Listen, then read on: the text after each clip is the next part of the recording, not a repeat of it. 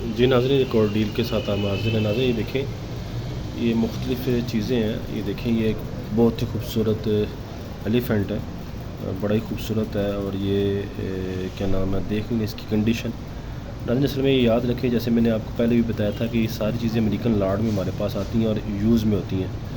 तो जिस से सब यूज़ में, लेकिन वर्किंग कंडीशन में होती है। ये देखें, ये बिल्कुल वर्क करता है। इसमें एक साइड डलता है। मैं इसको चला कर दिखाता हूँ। ये देखें, Come and play with my stacking rings.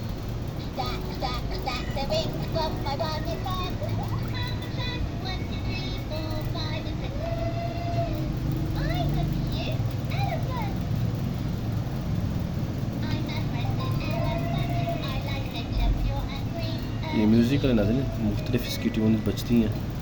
मुख्तलिफ़ इसके मतलब नाज़रीन ये देख लें, ये ऐसे वर्क कर रहा है। ये है।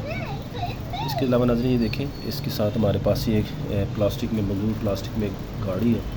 ये देखें, प्लास्टिक इसकी बड़ी मज़बूत है। इसी तरह नाज़रीन ये एक प्लास्टिक में गाड़ी है। ये देखें, ये सारी प्लास्टिक में गाड़ी है। ये है नाज़रीन इसके साथ ये नाज़रीन, ये कुछ पज़ल है नाज़रीन। ये देख लें, मुकम्मल पज़ल है।